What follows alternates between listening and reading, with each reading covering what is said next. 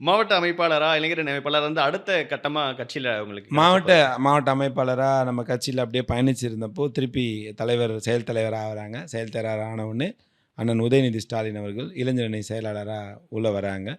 இளைஞரணி செயலாளரா உள்ள வந்தவுடனே, அண்ணனோடயே சேர்ந்து நம்ப பயணிக்கிறோம். அதுலயும் அதேதான் பெர்ஃபார்மன்ஸ். இந்த இயக்கம் எங்களுக்கெல்லாம் வந்து நான் இப்பவும் சொல்றேன் 2012ல அந்த பிக்சர் கூட என்கிட்ட 2012ல முதலா நான் மாவட்ட அமைப்பாளரா பொறுப்பேத்த உடனே, எனக்கு என் தலைவர் சொல்லிக் குடுத்த ஒரு டயலாக் என் மைண்ட்ல ஓடிக்கிட்டே இருக்கும். அந்த டயலாக் என்னன்னு கேட்டீங்கன்னாக்கா, "உங்களுக்கு கொடுக்கப்பட்டது பதவி அல்ல பொறுப்பு." இன்னைய வரைக்கும் நான் அத என் மைண்ட்ல வச்சுக்கிட்டே இருக்கேன். 1 2வது என்னன்னு கேட்டீங்கன்னாக்கா, இந்த இயக்கத்தில உழைச்சுக்கிட்டே இருக்கணும். உழைப்புல எப்போதுமே சோடா போகவே கூடாதுன்றது ஒரு பாலிசி. நான் அத தான் இப்பவும் என்னதான் உடம்பு முடியல, எதுனா சூழ்நிலைகள் வந்தாலும் சரி, அந்த உழைக்கிறத நான் காம்ப்ரமைஸ் ஆகவே மாட்டேன். சார் ஒருத்தர் ஒரு விஷயத்த எப்படி எந்த அளவுக்கு நேசிக்கிறாங்கன்றத பொறுத்து தான் அவுட்புட் வரும். நான் என் தொழிலையும் என் பிசினஸ் நான் நெறைய நேசிச்சதால தான் நான் இன்னைக்கு பிசினஸ்ல ஒரு சக்சஸ்ஃபுல் மேனா இருக்கேன். நல்ல பிசினஸ் மேனா இருக்கேன். அத விட ஒரு படி மேல நான் பாலிடிக்ஸ நேசிக்கிறதால என்னால அதிகமா உழைக்கணும்னு தோணுது. ஓகே. என்ன சுத்தி இருக்கிறவங்க என் கூட ஒர்க் பண்றவங்களுக்கு என்ன டிஃபிகல்டீஸ்ன்னு கேட்டா, நான் காம்ப்ரமைஸ் ஆக மாட்டேன். எனக்கு சரியான அவுட்புட் வர வரைக்கும் பாலிடிக்ஸ்ல நான் காம்ப்ரமைஸ் ஆக மாட்டேன். ஓகே.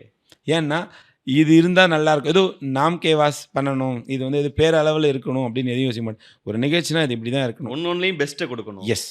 அதுக்கு என் மன திருப்தி இருக்கணும். நான் நிகழ்ச்சி முடிச்சுட்டு நான் வீட்டுக்கு வரப்போ எனக்குள்ளேயே ஒரு ஃபீல் வரணும். நல்லா இருந்ததுல்ல அப்படின்னு. ஏன்னா, இல்ல ஒரு நான் நிகழ்ச்சி பண்ணும்போது பெஸ்ட்டா குடுக்க முடியும். தொடர்ந்து பண்ணிட்டே இருக்கும்போது அது அது எப்படி?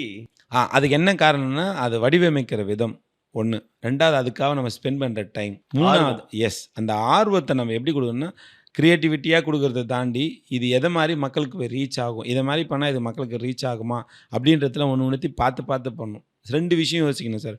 1 மக்களுக்கு பயனுள்ளதா இருக்கணும்னு நெனைப்போம். 2வது எங்களோட லீடர்ஸ்க்கு அது புடிச்சிருக்கா? அப்படின்றது நாங்க யோசிப்போம். ஏன்னா, எங்க லீடருங்க எல்லாமே என்ன சொல்லுவாங்கன்னு கேட்டா, "நீ என்ன இம்ப்ரெஸ் பண்ணாத. பப்ளிக்க போய் இம்ப்ரெஸ் பண்ணு." இதெல்லாம் எங்க தலைவர் சொல்லிக் குடுத்தது. நான் பப்ளிக்குக்கு தேவையான திட்டங்கள் என்னவோ, அத போய் கரெக்ட்டா ரீச் அவுட் பண்றதுக்கு என்ன வழின்றத எதிர்க்கட்சியே எங்களுக்கு கத்துக் குடுத்துட்டாங்க. அதனால தான் ஆளுங்கட்சி வரப்ப கூட என்ன சொல்லுவேன்னாக்கா, பப்ளிக்கு வேல்யூ குடுப்போம். ம். அண்ணா சொன்ன மாரி தானே. மக்களோட மக்களிடம் செல். அவ்வளோதான். மக்களிடம் செல், மக்களிடம் பேசு, மக்களிடம் பழகு. அவ்வளோதான். மக்கள் என்ன சொல்றானோ அதுதான் உனக்கு வேத வாக்கு. நீ அத ஃபாலோ பண்ணுன்றாரு. அதுக்கு தான் பொது வாழ்க்கையில் வந்தாலும் கூட நமக்கான நேரத்தை விட பொதுமக்களுக்கு செலவிடுகின்ற நேரம் அதிகமா இருக்கணும். ஆச்சி மசாலா. எந்த சமையலும் ருசி தேடும் ரகசியம் 20 ரூபாய்.